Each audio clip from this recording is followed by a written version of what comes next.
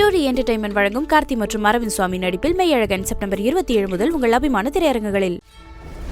Hotstar Specials Goli Soda Rising now streaming on Disney Plus Hotstar.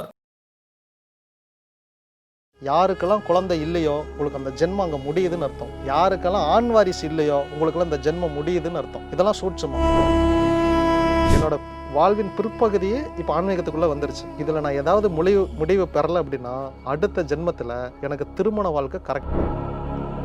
எந்த லோகத்தில் நீங்கள் தப்பு பண்ணினாலும் இந்த லோகத்தில் தான் நீங்கள் பிறப்பு எடுப்பீங்க. அது இந்த 5 அறிவோ 3 அறிவோ 6 அறிவோ இந்த பிறப்பு எடுப்பீங்க. இதில் ஃபர்ஸ்ட் நான் சிங்கமாக இருந்தேன், நான் பூதமாகவும் மாறினேன், எல்லாமே மாறி கடைசியா இந்த ரூபம் எடுத்து இதுக்கு மேல நான் எடுக்க வேணாம்.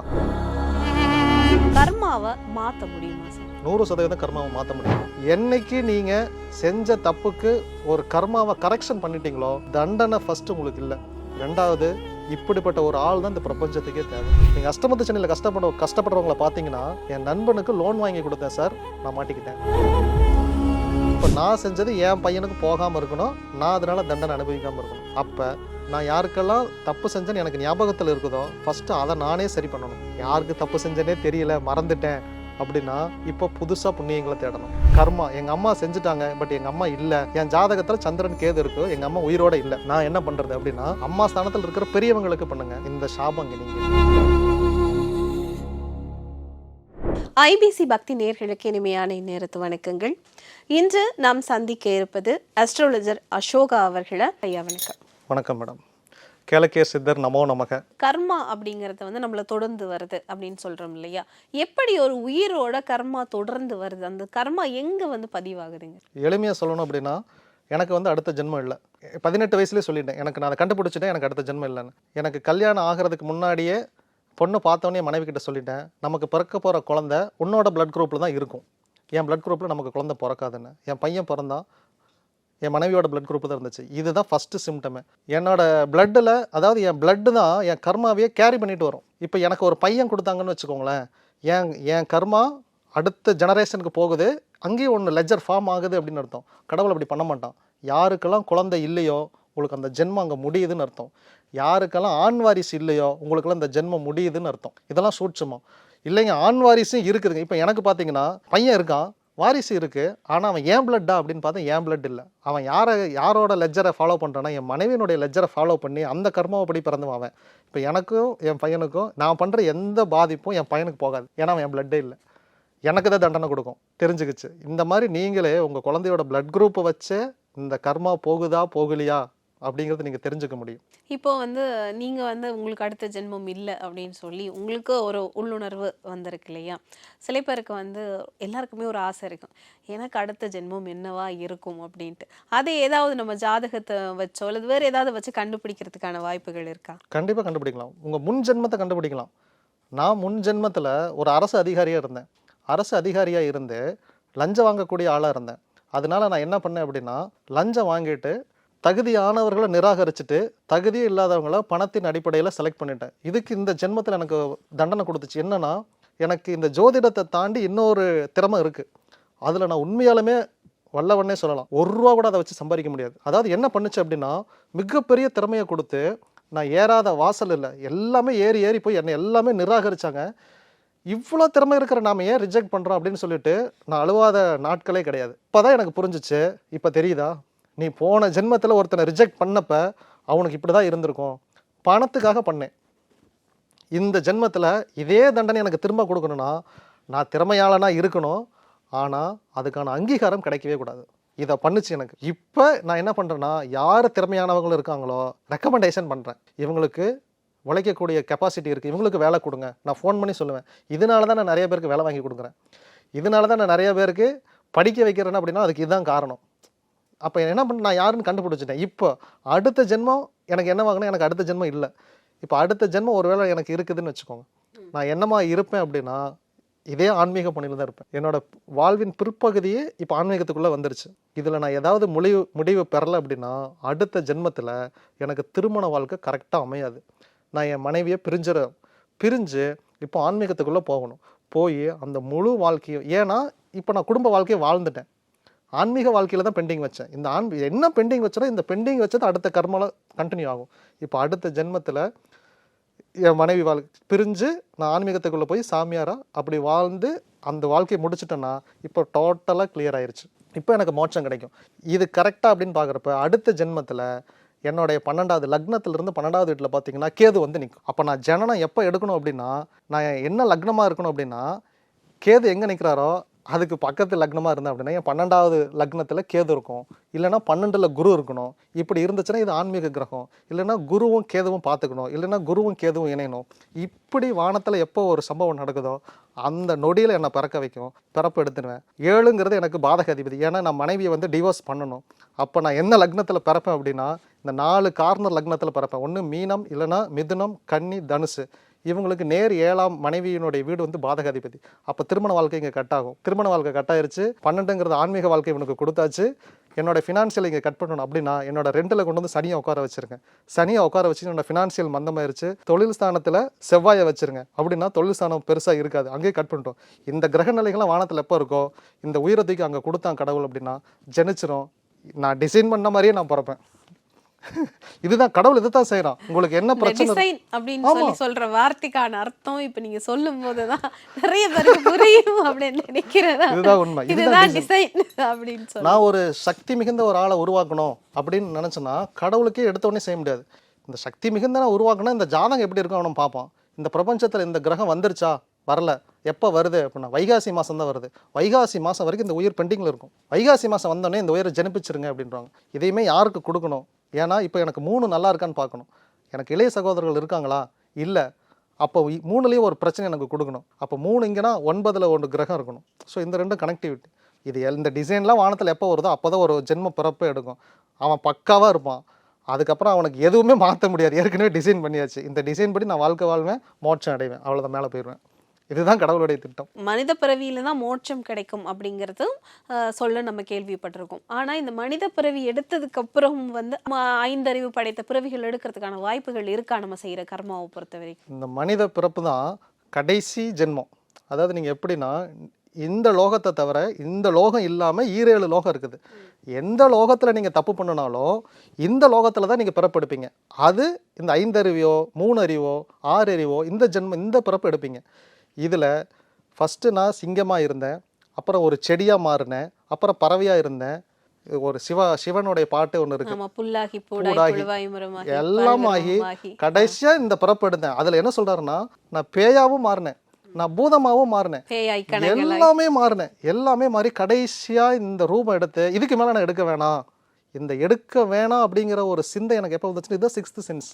போதும், நான் ஏதோ தப்பு மேலே தப்பு பண்ணிக்கிட்டு இருக்கிறேன் அப்படின்னு இப்போ எனக்கு ஒரு முக்தி வந்துச்சு.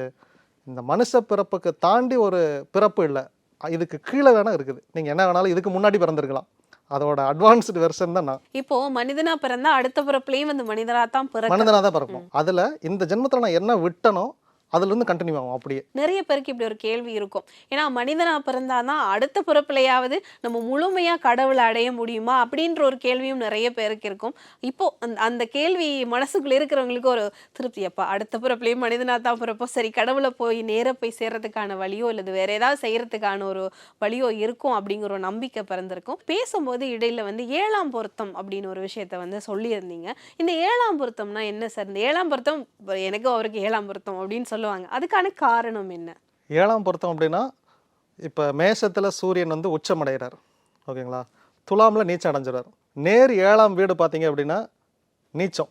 மனைவி வந்து டாப்பில் இருக்காங்க, கணவன் வந்து 0. அந்த விஷயத்தில் பர்டிகுலர் விஷயத்தில் அப்படின்னா என்னென்னா இது ப்ளஸில் இருக்குது, இது மைனஸில் இருக்குது. இதுதான் 7ஆம் பொருத்தம் மிஸ்மேட்ச். இதை இன்னும் தெளிவாக சொல்லணும்னா 7ல் ராகு இருக்கிறவங்கள 7ல் கேது இருக்கிறவங்கள கல்யாணம் பண்ணி வைக்கலாமா அப்படின்னு கேட்டால் பண்ணக்கூடாது. நிறைய பேர் ராகு கேதுன்னு சொல்லி ஜாதகத்தை மேட்ச் பண்ணிடுறாங்க. அப்படி பண்ணக்கூடாது.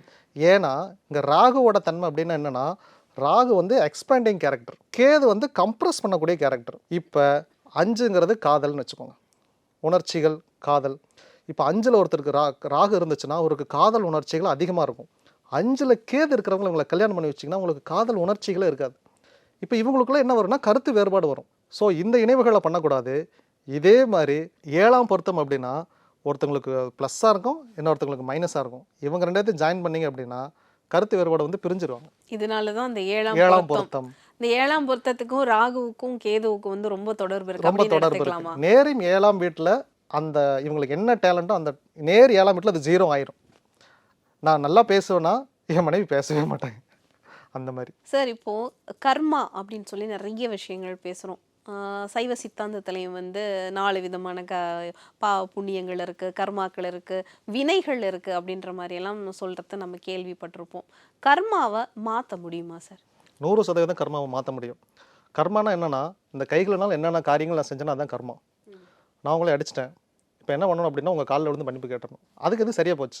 உங்களை நான் அடிச்சுட்டு முருகன்கிட்ட போய் காலில் விழுந்து மன்னிப்பு கேட்டேன்னா நீங்கள் மன்னிக்க மாட்டீங்க. ஏன்னா உங்களுடைய மனசில் இருக்கக்கூடிய இந்த வருத்தம் முருகன்கிட்ட ரீச் ஆகும். நான் அங்கே அந்த கோர்ட்டில் அப்ளை பண்ணேன்னா நீங்களும் அப்ளை பண்ணியிருப்பீங்க, எனக்கு எதிர்மனு தாக்கல் பண்ணியிருப்பீங்க. ஓகேவா? அப்போ மனுஷன் என்ன பண்ணுறான்னா இதுதான் தப்பு பண்ணுறான். இவன் பண்ணின காரியம் ஒன்று, அதுக்கு பதிலாக சாமிக்கு லஞ்சம் கொடுக்குறான். இது ரொம்பவே தப்பு. இந்த பிரார்த்தனையை, இந்த வேண்டுதலை கடவுளை ஏற்றுக்கவும் மாட்டான். இந்த உங்களுடைய கர்மா பெண்டிங்கில் காட்டிக்கிட்டே இருக்கும். நீங்கள் யாருக்கு என்ன தீங்கு நினைச்சிங்களோ உங்கள் ஈகோவை விட்டுட்டு முதல்ல போய் அவங்களுக்கு மன்னிப்பு கேளுங்க. நீங்கள் செஞ்ச ஒரு செயல்னால ஒருத்தங்களுக்கு வாழ்க்கை போயிடுச்சு அப்படின்னா அவங்களுக்கு வாழ்க்கை திரும்ப கொடுங்க. உங்கள் வேலையை நான் குறுக்க பணம் கொடுத்து நான் வாங்கியிருந்தேன் அப்படின்னா என் வேலையை நான் ரிசைன் பண்ணிவிட்டு மீண்டும் அந்த வேலையை நான் உங்களுக்கே வாங்கி கொடுக்கணும். இதெல்லாம் நீங்கள் பண்ணி பாருங்கள். இப்போ இந்த வேலை போயிட்டா எனக்கு என்ன அப்படின்னு ஒரு கேள்வி வரும் இல்லையா? உங்களுக்கு அந்த கேள்வியே வராது.